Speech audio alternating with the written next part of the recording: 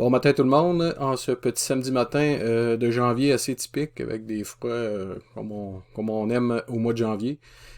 Comme c'est la première capsule de cette année, je tiens à vous souhaiter une très bonne et heureuse année 2022, puis en espérant qu'on mette la pandémie derrière nous une fois pour toutes. Cette semaine, beaucoup d'informations. Avant d'aller plus loin, j'aimerais vous souligner le fait que je suis maintenant directeur du département des grains chez Bernard Breton Incorporé, une entreprise de Saint-Narcisse de Beau-Rivage en Chaudière-Appalaches. Cette semaine, l'USDA publiait un de ses plus gros rapports de l'année avec des chiffres finaux là, de la dernière récolte. Fait qu'on si on commence avec le maïs. Le maïs, on s'attendait à des révisions des ancrages et des rendements. Excusez si je regarde pas la caméra, j'ai le tableau sur un autre écran. Les ancrages ont été augmentés de 300 000 acres, les ancrages récoltés. Le rendement intouché. On garde le même rendement qu'on avait en décembre à 177 boisseaux à l'acre, ce qui fait que la récolte est augmentée de tout près de 50 millions de boisseaux à 15,115 milliards de boisseaux.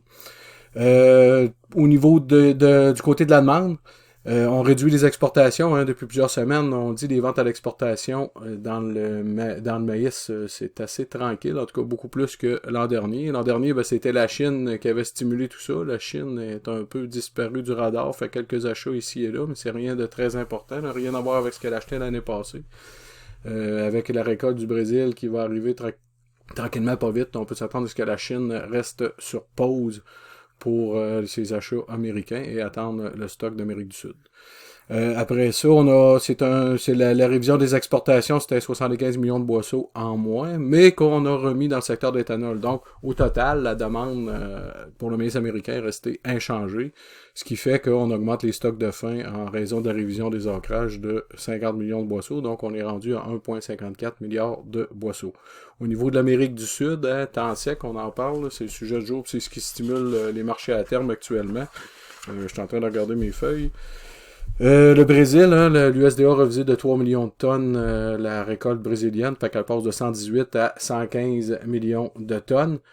En contrepartie, on touche pas au niveau des exportations brésiliennes, c'est-à-dire que le chiffre était de 43 millions de tonnes prévu, on le laisse inchangé. Donc malgré une plus petite récolte, l'USDA s'attend quand même au même niveau d'exportation. Ça veut dire que sur le marché d'exportation, le volume brésilien reste inchangé, même si la récolte est diminuée.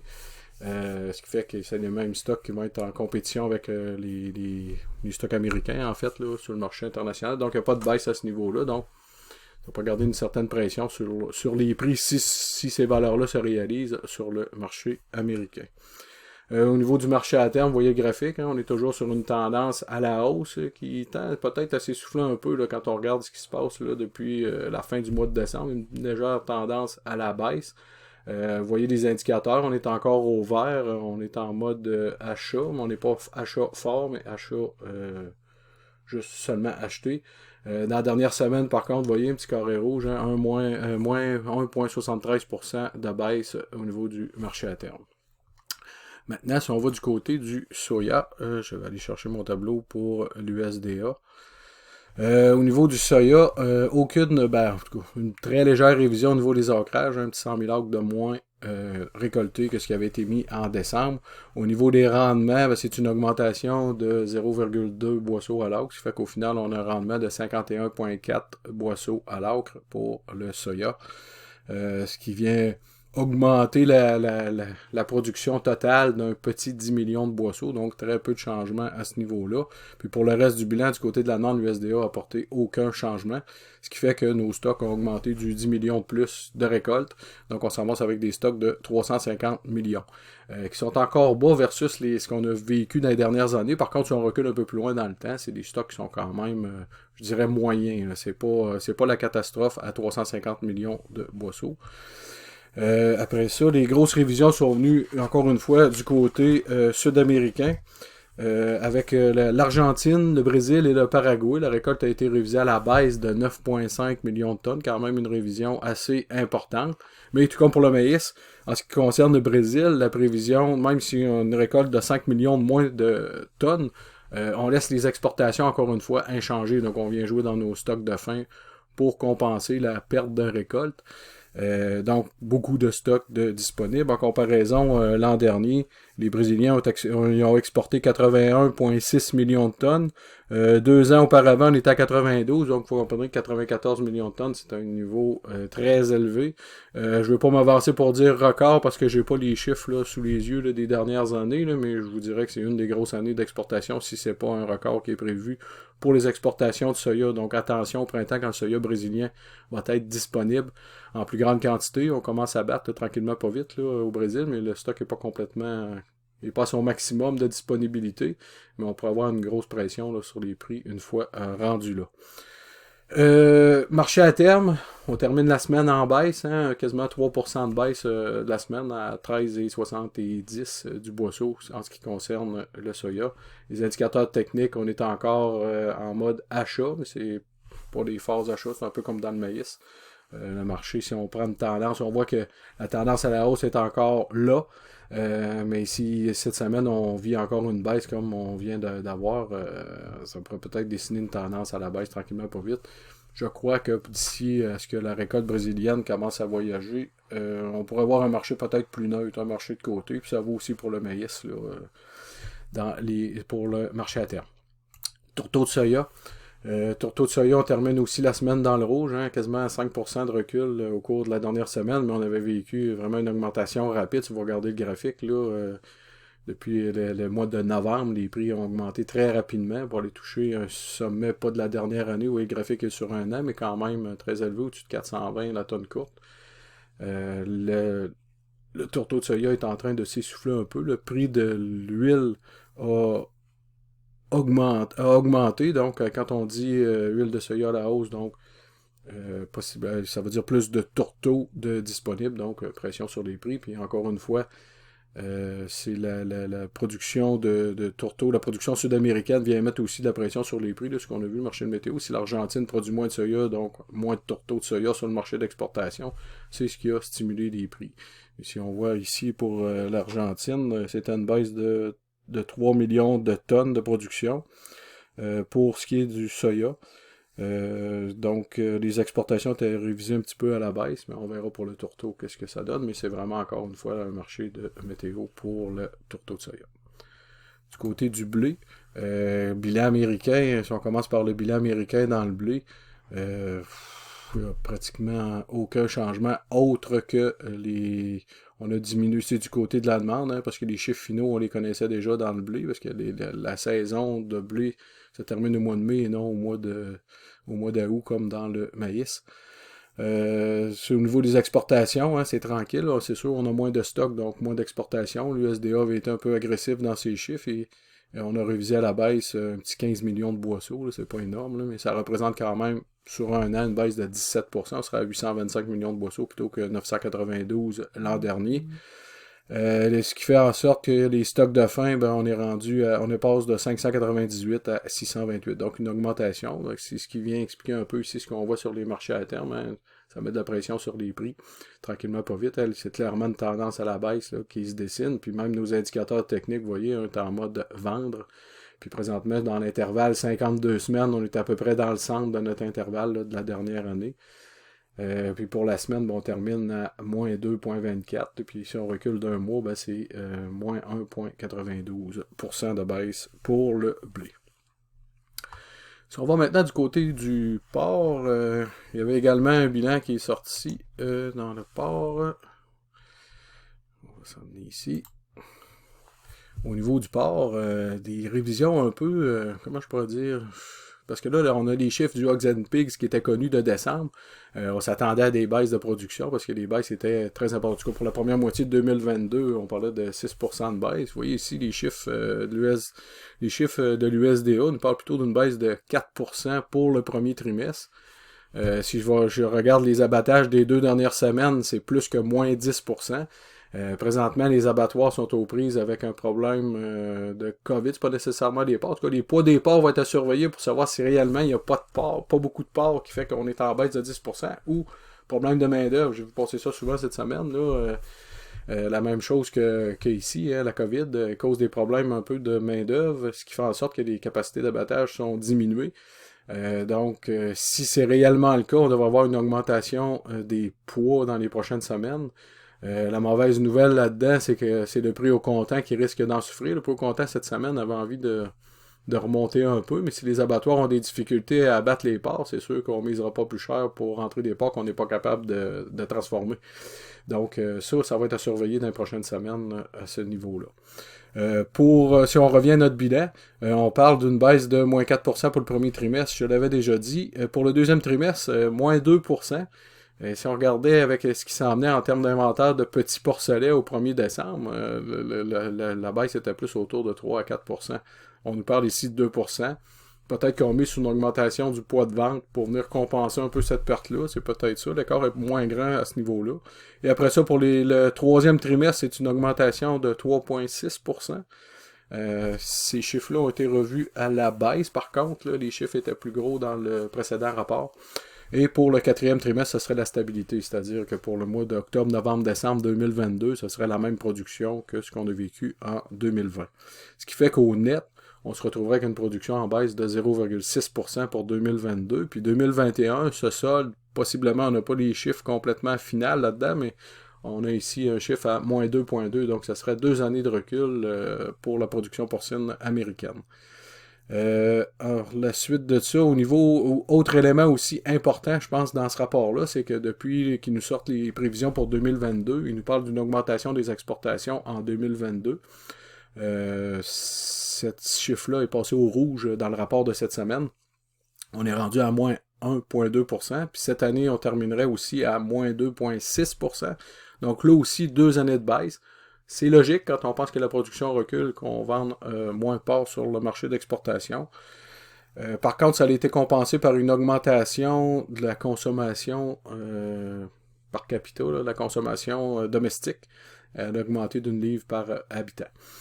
À 51. Ce qui représente à peu près le même volume. On est à 51,1 pour 2021, on sera à 51 pour 2022. Donc, moins de production, plus de consommation. Puis quand on regarde ces chiffres-là, ben, le chiffre qui a été revu à la hausse, c'est les importations. Donc, on s'attend encore à une demande solide sur le marché américain. C'est ce que ça signifie, parce que là, on dit on baisse de production, on va exporter moins, mais il va en manquer encore, il va falloir en importer parce que la demande va être forte. Donc, marché domestique solide aux États-Unis. Donc, c'est une très bonne nouvelle pour le maintien des prix là, dans les prochains mois, pour la prochaine année, avec un recul de production. Si je vous ai sorti un petit tableau de l'USDA qui met à jour une fois par 3 mois. Ils l'ont mis à jour là, dans le rapport de cette semaine. Si on regarde les chiffres un peu prévus pour... moi, c'est la Chine qui m'intéressait surtout là-dedans. La production chinoise, si vous regardez les chiffres du mois d'octobre, vous voyez les 4 dernières colonnes, hein, c'est les prévisions de 2021-2022, mais le précédent rapport était sorti en octobre et janvier. Vous voyez que la production était prévue à 46 millions de tonnes pour la Chine. On a revisé le chiffre à 48,8. Donc, une augmentation de 2,8 millions de tonnes. Donc, l'USDA ne s'attendait pas à ce que la production porcine en Chine soit si forte cette année. Si on regarde les prix qu'il y a présentement en Chine, évidemment, on a la réponse. Hein, les prix se sont effondrés au cours de l'année. Donc, ça veut dire que la production est bel et bien reprise. Puis, si vous regardez les dernières années, il faut remonter à 2018, qui était l'année avant la PPA. On était à 54. Donc, on est passé de 36 en 2020 à 48 en 2021. Très, très forte augmentation. Puis qu'est-ce qui va se passer pour 2022? Si vous regardez en octobre, la prévision de l'USDA, très négative. Ils se sont dit, la PPA va frapper encore. On va avoir un creux de production. Hein. On rebaissait à 43,75. Et oups, vous voyez d'octobre à janvier comment ça peut changer rapidement les prévisions. Hein. On est passé de 43,75 à 49,5 millions de tonnes. Donc, une augmentation de production en Chine encore en 2022. Même si les marges sont très négatives. Est-ce que ce chiffre-là est un peu trop agressif, considérant que les producteurs chinois présentement perdent beaucoup d'argent? Peut-être, mais tout ça pour dire que la production en Chine est bel et bien en selle. On est de retour vers une normalité. Le 54 de 2018, je pense qu'on ne reverra pas ça. La PPA a fait en sorte qu'on a diversifié un peu l'alimentation. Les importations de bœuf sont en feu en 2021, donc ce qu'on rentre en bœuf, c'est sûr que si je consomme du bœuf, on ne consommera pas en porc. Donc, comprenez qu'il y a une substitution qui s'est faite, une habitude alimentaire qui a été changée là, avec la PPA. Donc, je pense qu'on ne peut pas dire d'attendre d'avoir le 54 millions de tonnes pour dire qu'on est revenu à la normale. Je crois pas. Le 49, je pense que c'est un peu l'objectif du gouvernement chinois. Je pense qu'il est autour de 48, 49. Donc, on est pas mal rendu là. Le Brésil, rapidement, hein, c'est toujours une production qui est en croissance. Vous voyez, 2020, on était à 4,1 millions de livres. Cette année, 4,325. L'an prochain, 4,4. La croissance est toujours très présente au Brésil. L'Union européenne, avec tout ce qui se passe, j'ai un petit peu de misère avec les chiffres qu'il y a là. On parle de 23,68 millions de tonnes pour 2021, puis là, on parle de 23,66 pour 2022. Ça veut dire une stabilité dans la production européenne. PPA en Allemagne, puis là, cette semaine, mauvaise nouvelle, PPA en Italie aussi. L'Italie est le 7e producteur européen. Donc, je risque d'avoir là une liquidation. En Allemagne, on voit on voit que la PPA peut faire très mal. Les chiffres du cheptel ont sorti pour le mois de décembre. C'est moins 9% sur un an, avec un cheptel à 23,6 millions de têtes. C'est du jamais vu depuis 25 ans. Là. Donc, on voit que la PPA, quand elle rentre à quelque part, ça fait extrêmement mal, surtout un pays qui exportait beaucoup. C'est peut-être une petite leçon à retenir. Hein. On est des très gros exportateurs ici au Canada. Les Américains, maintenant, plus que 25% de leur production est à l'exportation. Donc, si la PPA devait frapper, ça serait évidemment très catastrophique. Je voulais vous amener après ça dans le petit tableau aussi, juste pour vous donner un peu de ce qui était prévu, juste pour le chiffre chinois rapidement. Au niveau des importations, vous voyez la Chine, hein, en 2018, on importait 1,4 million de tonnes. Ça a monté jusqu'à 5,2 dans le pire de la crise de PPA en 2020. Cette année, l'USDA avait prévu 4,5, vous voyez, en octobre, et en janvier, on revise le chiffre légèrement à la baisse à 4,4. Puis tout comme la production, évidemment, là, on a revu la production à la hausse, donc c'est normal qu'on revoie les importations à la baisse. Si on produit plus, on va importer moins. Mais vous voyez qu'en octobre, les importations chinoises étaient prévues à 4,7 millions de tonnes. On revise ce chiffre-là à 4,2, ce qui serait le plus petit chiffre depuis 2020. Donc, pour les exportations, ça a un impact important. Révision, là, tantôt, je vous disais que dans le bilan américain, l'USDA avait révisé à la baisse les chiffres d'exportation américains. Ben, vous avez une partie de la réponse ici. Hein, la Chine, tout au long de l'année, les chiffres ont diminué. Présentement, Olive, elle a une fraction de ce qu'elle avait d'acheter à pareille date un an auparavant. Donc, le retour de la Chine dans le marché d'exportation aussi fort que ce qu'on avait vécu en 2020, je crois pas que ça va être possible. Et l'USDA non plus. Si on revient à notre marché à terme, ici on a le contrat d'avril. On termine la semaine en hausse. Hein. On n'a pas rattrapé le sommet qu'on avait fait la semaine précédente, mais quand même, on est en hausse de 1,26%. Petit indicateur en bas, petit indicateur technique, hein, vous voyez, fort achat, donc le momentum est très positif présentement dans le port, avec les baisses de production qu'on connaît. C'est sûr que le marché à terme est lié au prix au comptant, il faut faire attention. Si le prix au comptant devait reculer rapidement, si on revient au printemps 2020, quand la pandémie a frappé et que les usines ont été obligées de fermer à cause de la COVID, si vous vous souvenez, hein, le prix au comptant s'était complètement effondré, mais la découpe avait explosé. Est-ce qu'on va revivre un scénario comme celui-là? Je crois pas, parce que la pandémie frappe moins fort que ce que... On parle pas de fermeture d'usine, c'est ce que je veux dire. Mais quand même, un ralentissement de la production, donc on pourrait mettre de la pression sur le prix au comptant, mais le prix au comptant en étant lié au marché à terme, ben, on pourrait peut-être avoir quelques difficultés à remonter comme ça, mais vous voyez que la journée d'hier s'est terminée avec une très forte hausse, au-dessus de 3 cents d'augmentation. Si on va voir le contrat d'été, on termine la semaine tout près d'1$ la livre là, pour le contrat de juin. Extrêmement intéressant. Mais vous voyez qu'ici, au niveau technique, on n'est pas en fort achat, mais en achat de court. Parce que là, vous voyez, le graphique parle de lui-même. On est présentement au sommet du contrat, ou tout juste, là, pas très loin. Le sommet était à 1,175$, on est à 99,9$. Donc, on est presque en haut du prix. Si on va voir avec en dollars canadiens ce que ça donne, le même contrat, mais en dollars canadiens, on parle de 256$ du 100 kg. C'est un excellent prix.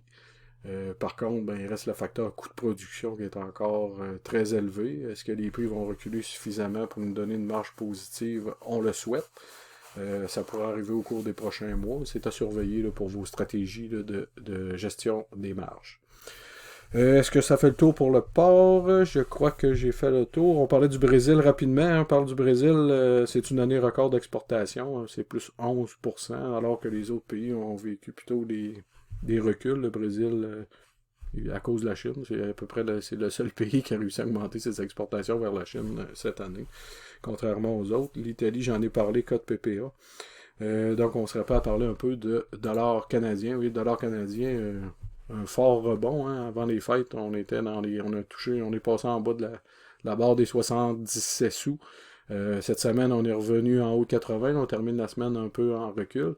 Qu'est-ce qui a aidé cette hausse-là? Ben, c'est évidemment le prix du pétrole. Je ne sais pas si vous avez suivi, mais le prix du pétrole a explosé dans les dernières semaines. Cette semaine, en tout cas, ça a sûrement aidé le dollar canadien. Au niveau de ce qui est à surveiller, ben, l'inflation américaine, hein, 7% en décembre, ça c'est peut-être, je dirais pas de mauvaise nouvelle pour le dollar canadien, mais ça va probablement accélérer ou rapprocher les hausses de taux du côté américain, puis la Fed s'en vient de plus en plus ferme là-dessus. L'inflation, je pense que ça devient son cheval de bataille. Elle a raccourci son programme de rachat d'actifs qui est supposé se terminer en mars. Est-ce que tout de suite en mars, on va procéder à des hausses de taux? Ça pourrait arriver si l'inflation ne ralentit pas. On parlait d'inflation transitoire tout au cours de l'année 2021, mais là, plutôt que de ralentir, elle continue de s'accélérer. Donc attention. Si la Fed augmente le taux américain, le taux directeur américain, ben, c'est sûr que c'est négatif pour le dollar canadien. Par contre, au Canada, on pourrait procéder à des hausses de taux peut-être encore plus rapides, peut-être aussitôt qu'en janvier, justement, pour combattre cette inflation-là. Si ça devait être le cas, ben à ce moment-là, ça serait plutôt positif pour notre dollar. En tout cas, ça va être à suivre de proche là, dans les prochaines semaines pour le dollar canadien. Est-ce qu'il y en avait d'autres choses? Le marché boursier aussi est un facteur. Quand le marché boursier monte, ben, le dollar canadien a tendance à suivre. S'il descend, ben, ça crée une demande pour le dollar américain. On sort du marché, donc on demande des dollars américains. Donc ça aussi, c'est un facteur à surveiller dans les prochaines semaines. Donc, ça compléterait pour cette semaine. J'espère encore une fois que ça vous a plu. Puis si vous avez des questions, n'hésitez pas, hein, vous pouvez m'écrire au info@bidagri.com. Puis je vais essayer d'y répondre dans la capsule de la semaine suivante. Donc vous avez la semaine pour m'envoyer vos questions. Puis ça pourrait rendre encore ça plus intéressant puis encore plus pertinent pour vous. Parce que s'il y a des choses que j'ai pas couvertes, que vous auriez aimé que je couvre, ben à ce moment-là, ça serait couvert. Donc sur ça, je vous souhaite une bonne fin de semaine et encore une fois, si vous avez des questions, vous pouvez m'appeler 418-882-6995. Ça va me faire plaisir de jaser avec vous. Merci, bonne fin de semaine.